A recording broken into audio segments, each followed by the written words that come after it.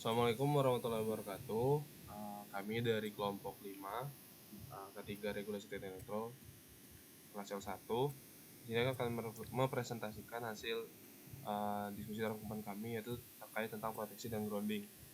Di mana anggota kelompoknya ada Muhammad Akbar Alfaribi, yang kedua adalah Fafarezi Arif, dan yang ketiga ada Tungki Felis Ismail Diti Fernandes. Di sini kami akan membahas tentang pertama pendahuluan, dasar teori, dan hasil dan pembahasan. Selanjutnya, mungkin akan Ya, dilanjutkan baik Pak. ya. Untuk pendahuluan, listrik adalah merupakan bagian penting dalam kehidupan sehari-hari manusia, yang mana listrik ini digunakan di berbagai sektor seperti rumah, industri, dan lain-lain. Namun, instalasi listrik yang tidak aman dapat menyebabkan bahaya yang sangat serius termasuk korsleting, lonjakan, tegangan, dan sengatan listrik. Oleh karena itu, penting untuk memahami sistem proteksi dalam instalasi listrik yang bertujuan untuk menjaga keselamatan manusia dan peralatan. Kali ini kita akan membahas mengenai pentingnya sistem proteksi dan syarat-syarat yang harus dipenuhi dalam pemasangan instalasi listrik untuk memastikan efisiensi dan keamanan. Selain itu, kita juga akan menggambarkan komponen dan fungsi sistem grounding sebagai proteksi tambahan dalam instalasi listrik. Dengan penerapan sistem proteksi dan grounding yang baik, risiko kecelakaan listrik dapat diminimalkan, yang mana ini dapat menciptakan lingkungan yang lebih aman bagi pengguna dan peralatan listrik. Melalui presentasi ini diharapkan kita dapat memahami pentingnya proteksi dan grounding dalam instalasi listrik serta mendapatkan pengetahuan ini dalam praktik sehari-hari. Pertama, dasar teori proteksi. Proteksi dalam sistem kelistrikan merupakan aspek yang sangat krusial untuk menjaga keselamatan manusia serta mencegah kerusakan peralatan akibat berbagai gangguan listrik.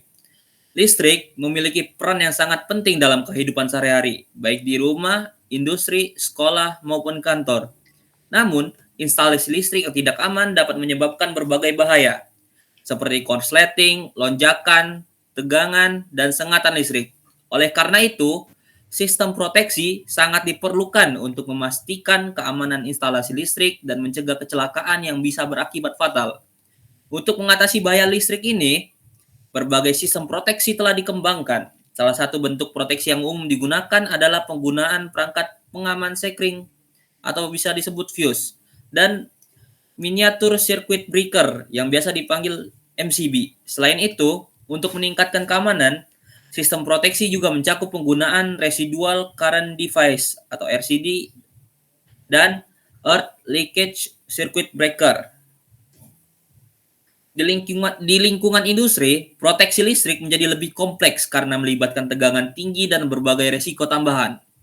Untuk itu, digunakanlah relay proteksi seperti relay arus lebih atau overcurrent relay yang berfungsi mendeteksi gangguan arus berlebih dan memutus aliran listrik sebelum menyebabkan kerusakan serius. Selain itu, relay gangguan tanah, ground fault relay, digunakan untuk mendeteksi adanya gangguan hubung tanah yang dapat menyebabkan bocoran arus yang berbahaya. Pemasangan penangkal petir juga menjadi bagian dari sistem proteksi untuk melindungi instalasi listrik dari lonjakan tegangan akibat sambaran petir. Dengan penerapan sistem proteksi yang baik, risiko kecelakaan akibat listrik dapat diminimalkan, sehingga lingkungan kerja maupun rumah tinggal menjadi lebih aman. 2. Syarat-syarat instalasi listrik. Tentu saja instalasi listrik ini memiliki syarat-syaratnya. Dalam pemasangan instalasi listrik, terdapat beberapa syarat yang harus dipenuhi untuk memastikan efisiensi, keamanan, dan keandalan sistem. Persyaratan ini telah diatur dalam bentuk regulasi termasuk persyaratan umum instalasi listrik, serta Peraturan Menteri Tenaga Kerja Nomor 4. Penerapan syarat-syarat ini bertujuan untuk mencegah adanya kecelakaan listrik, meningkatkan efisiensi penggunaan daya, dan memastikan kelangsungan pasokan listrik yang stabil. Adapun syarat-syarat pemasangan listrik di antaranya yaitu syarat ekonomis, syarat keamanan, syarat keandalan, pemeriksaan dan pengujian instalasi, dan tanggung jawab instalator. Selanjutnya akan dilanjutkan oleh teman saya, Tungki. Berikutnya ada pengamanan instalasi rumah. Pengaman instalasi listrik rumah tinggal sangat penting untuk mencegah kecelakaan dan kerusakan akibat gangguan listrik. Sistem proteksi ini bertujuan untuk mengamankan penghuni rumah dari risiko sengatan listrik, konsleting, serta kerusakan listrik peralatan akibat lonjakan arus. Beberapa komponen utama dalam pengaman instalasi rumah tinggal meliputi bergenser atau pembatas daya, MCB, meter listrik, spin control, serta berbagai jenis pengaman listrik lainnya. Next. Adapun beberapa syarat dalam melakukan instalasi listrik rumah yaitu sebagai berikut.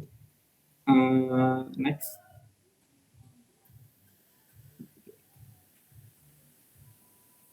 Yang pertama bergenser atau pembatas daya, kemudian pengamanan listrik, pentingnya ada grounding dan ketentuan keamanan. Kemudian yang keempat ada sistem pentahanan atau grounding. Pentahanan atau grounding adalah salah satu sistem proteksi dalam instalasi listrik yang bertujuan untuk mengalirkan arus bocor atau gangguan ke tanah, sehingga mencegah bahaya bagi manusia dan peralatan listrik. Sistem ini sangat penting untuk menghindari kejutan listrik, mengurangi resiko kebakaran akibat arus bocor, serta melindungi perangkat elektronik dari lonjakan tegangan yang disebabkan oleh petir atau gangguan listrik lainnya. Fungsi dan manfaat grounding sendiri yaitu mengurangi resiko sengatan listrik, memproteksi terhadap petir, kemudian menstabilkan tegangan listrik, dan mencegah lonjakan arus listrik. Komponen sistem grounding itu sendiri terdiri dari beberapa komponen utama yang bekerja secara bersamaan untuk menciptakan jalur pelepasan arus yang efektif. Yang pertama itu ada grounding rod atau batang tembaga atau galvanis yang ditanam di tanah sebagai media pelepasan arus gangguan. Biasanya memiliki panjang antara 1,5 hingga 3 meter. Yang kedua ada kabel grounding. Kabel grounding itu kawat tembaga berisolasi yang menghubungkan peralatan listrik ke grounding ke rod. Yang ketiga ada buck control grounding, yaitu tempat pertemuan antara kabel grounding dan batang pentahanan. Digunakan untuk memudahkan pemeriksaan dan pengukuran tahanan grounding. Ada beberapa jenis-jenis grounding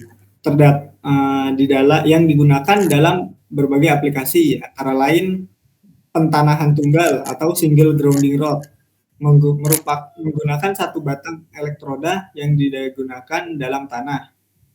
Kemudian ada pentanahan ganda atau multiple grounding rod, menggunakan beberapa batang elektroda yang dihubungkan secara paralel untuk meningkatkan efisiensi pelepasan arus. Yang ketiga ada anyaman grounding atau grounding mesh, menggunakan kawat tembaga yang disusun membentuk jaring di dalam tanah. Yang keempat ada plat grounding atau grounding plate, menggunakan pelat tembaga yang ditanam di dalam tanah untuk meningkatkan kontak dengan tanah. Baiklah, saya lanjutkan yaitu di sini ada standar nilai tahanan grounding, yang dimana standar nilai tahanan grounding ini digunakan supaya sistem pertahanan itu menjadi efektif, yang dimana tahanan grounding itu harus berada di bawah batas yang telah ditetapkan. Berikut ada beberapa standar yang sering digunakan, yaitu maksimum 5 ohm untuk instalasi listrik rumah tinggal, maksimum 2 ohm untuk sistem penangkal petir, dan tahanan netral terhadap ground kurang dari 1 ohm untuk sistem tenaga listrik. Next. Selanjutnya ada faktor-faktor efektivitas grounding. Efektivitas sistem grounding ini dipengaruhi oleh beberapa faktor. Ya, di antaranya yaitu pertama, jenis tanah. Tanah yang digunakan itu harus tanah yang lembab dan berstruktur padat, memiliki tahanan lebih rendah dibandingkan tanah kering dan berbatu. Lalu kelembapan tanah sangat penting, yaitu semakin tinggi kadar air dalam tanah tersebut, semakin rendah juga nilai tahanan grounding. Terus yaitu adalah kedalaman elektroda. Elektroda yang ditanam lebih dalam cenderung memiliki performa grounding lebih baik. Lalu untuk material elektroda sendiri itu penting juga, yaitu penggunaan material tembaga atau galvanis berkualitas tinggi akan meningkatkan efektivitas sistem grounding. Next. Instalasi grounding rumah atau industri. Sistem grounding ini harus diterapkan di berbagai lingkungan, termasuk instalasi rumah tinggal. Digunakan karena untuk melindungi perangkat listrik dan penghuni rumah dari arus yang bocor. Sistem penangkal petir diterapkan untuk menyalurkan energi petir langsung ke tanah. dan misalnya industri dan gardu induk digunakan untuk melindungi sistem tenaga listrik skala besar dan peralatan sensitif dari gangguan tegangan berlebih. Kesimpulannya, sistem pentanahan grounding merupakan bagian penting dalam profesi kelistrikan dan berfungsi untuk mengamankan peralatan listrik dan manusia dari bahaya arus bocor serta lonjakan tegangan.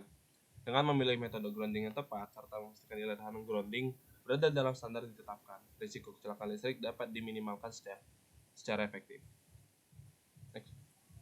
Oke, baiklah, itu saja presentasi dari kami kelompok 5 terkait tentang proteksi dan grounding.